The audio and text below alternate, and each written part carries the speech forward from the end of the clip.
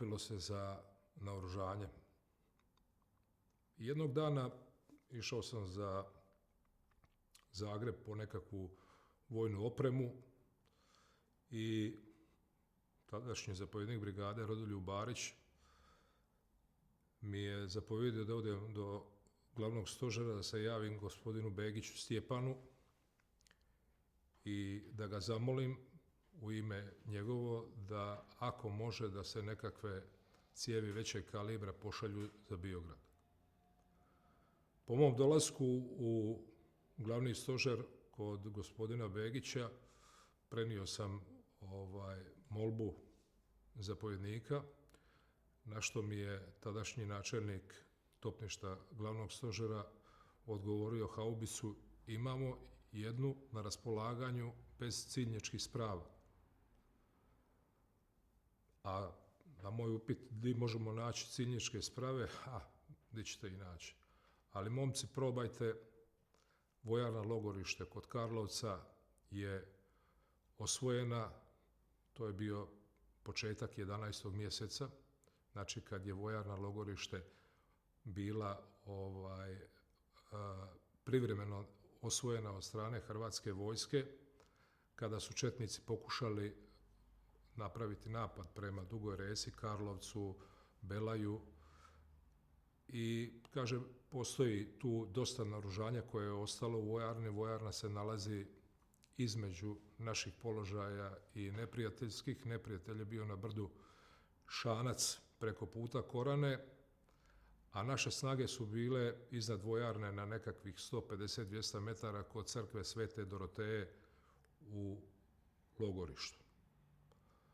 Krenuli smo odmah prema Karlovcu i zapovjeđeno je da se javimo načelniku topništva 110. brigade Karlovac, gospodinu pokojnom, nažalost, Ivanu Čuli, koji je poginuo na našem ratištu ovdje 1993. godine, na što mi je on odgovorio: Darko, mislim da ti nije pametno da ulazite unutra. Sa menom su tada bili pokojni Željko Đinđić, Nikola Špadina, moj prijatelj koji je bio u vojnoj policiji u 113. brigade na šibenskom području, i Darko Eškinj. Ipak sam odlučio da vidimo o čemu se radi i dobili smo suglasnost da odemo na položaje i da pogledamo kakva je situacija. Normalno, uz još jednu preporuku: momci, nemojte ulaziti unutra, vojarna je dijelom minirana i, kaže, nije rijedak slučaj da se i četnici sa druge strane preko Korane noću da ulaze unutra. Po mom dolasku na položaje vidjeli smo vojarna, još je bila nekakva magla, to je bio kraj 11. početak 12. mjeseca, ne mogu se točno sada sjetiti datuma, i molio sam vojnike tu na crti bojišnice da me uvedu unutra. Vidio sam da je vojarna opasana žicom, da su na ulazima u vojarnu sa sjeverne strane da se nalaze mrudovi mine rasprskavajuće usmjerenog djelovanja i nisam bio siguran za ući unutra jer je taj dio jedan bio miniran. Već tada su naši vojnici gore sa područja Karlovca uništili nekoliko tenkova i kod Svete Doroteje su se nalazili nekakvi tenkovi u kojima su još uvijek posade bile, tenkova uništenih u kojima su posade bile neprijateljske. I između ostalih javio se jedan mladi momak, tada 19-godišnjak, Zagorac Željko, zvani Zagi. Kasnije je taj momak došao kod nas u brigadu i rekao mi je, kaže, ja ću vas uvesti unutra kad neće niko drugi. Mi smo krenuli, ne znam točno koliko je sati bilo, krenuli smo unutra. Radi se o jednom brisanom prostoru od nekakvih 150 metara. Kad smo došli na pola prostora, iz protiavionskih topova i mitraljeza je otvorena vatra po nama. Jedno 45 minuta se nismo mogli maknuti. Ležali smo u nekakvim oborinskim kanalima u samoj vojarni. Međutim, nakon prestanka vatre ušli smo u vojarnu. Pošto nisam topnik, nepoznanica mi je bilo praktično šta tražim, ali nekakav opis ciljničkih sprava sam dobio. Ušli smo unutra i da sada se malo i narugam, sve što je na sebi imalo značilo da bi moglo biti nišanska sprava, mi smo pokupili. I na kraju smo na nosilima koja smo našla unutra to sve iznijeli vani. Unutra je bio praznik za oči što se tiče naoružanja topničkoga, tu je bilo, ta vojarna je u vrijeme dok je bila JNA unutra brojala nekakvih 60 tenkova plus 10-12 oklopnih vozila, tu je bila bitnica 105 mm, unutra smo našli doduše zapaljene prage sa 30 mm topovima i nama je cilj bio primarni tada naći ciljničke sprave. Iznijeli smo to vani i ja sam otišao pravo za Zagreb.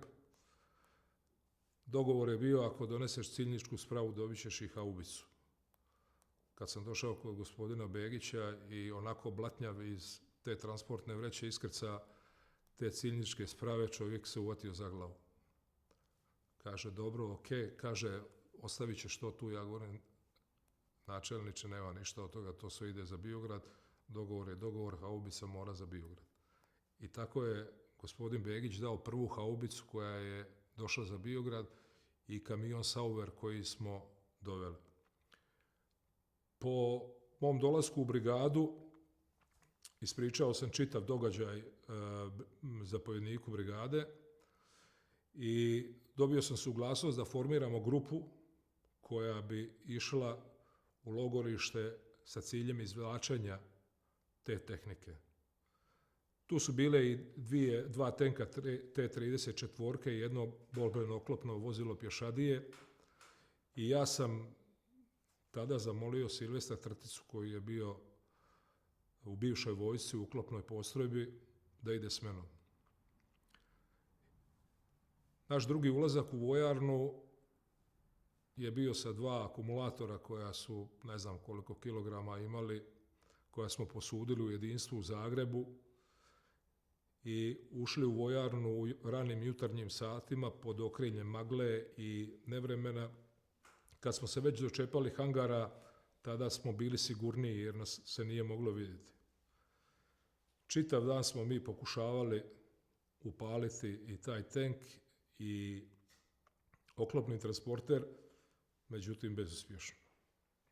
Imali smo obavezu te akumulatore vratiti u jedinstvo, jer je moj rođak koji je tada radio u jedinstvu, Zvonko Matošić, mi rekao, Darko, molim te da se to vrati natrag. I već kad smo izgubili bilo kakvu volju i bilo kakvu nadu da ćemo nešto napraviti, odjedanput smo začuli žamor u vojarni na jugozapadnom dijelu vojarne gdje su se nalazile samohodke i haubice. Pretpostavili smo da se radi o neprijateljskim vojnicima, zauzeli smo položaj u nekakvom kanalu i raspravljali između sebe da li da otvorimo vatru ili da se izvučemo. Kad smo čuli da i oni spominju četnike, onda smo uputili nekakav signal gdje su se i oni i mi sakrili tada i zauzeli položaje i počeli se dozivati na nekakvih 15-20 metara da bi došli do toga da je to samohodni divizion 76 mm iz Belejskih Poljica. Momci su ušli unutra pripremiti kamion za izvesti vani,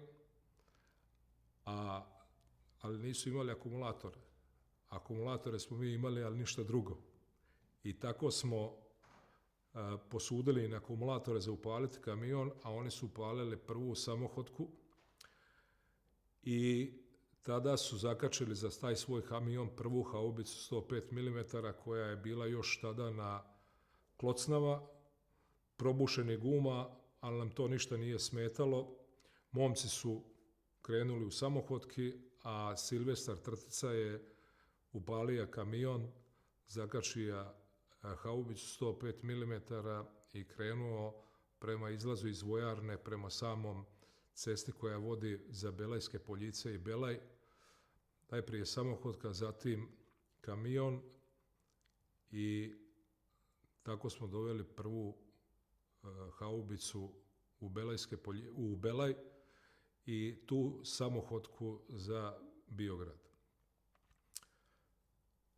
Četnici kad su čuli da smo upalili samohodku i kamion, počela je vatra iz protuavionskih mitraljeza i čega sve ne. Međutim, mi smo odlučili krenuti, pa što dragi Bog da. Ja sam do duše pokupio auto osobno s kojim smo došli na položajima, a Silvestar Trtica je, kažem, sa kamionom krenuo tamo i u nevjerici da ću ga naći, jer toliko je žestoko bilo pucano po cesti i po nama, ipak sam ga našao u Belaju, u stacionaru gdje je bila postrojba i kažem mu, svi tako oduševljeni, tražili smo odmah da dođe labudica iz Biograda i to je bila prva samohodka koja je došla 90 mm za Biograd. Nakon 10-ak dana smo ponovili istu takvu situaciju, znači isto sa tim našim prijateljima iz Belaja, iz tog samohodnog diviziona. Isto su nam dali ruku da upalimo tu samohodku, samo drugi put je Silvio vozio samohodku i tako smo u Biograd doveli iz logorišta 2 samohodke, 3 haubice 105 mm, 1 Top T12 i 1 ZIS. Doveli smo 1 Bofors, znači i to su sredstva koja su odmah išla za Biograd.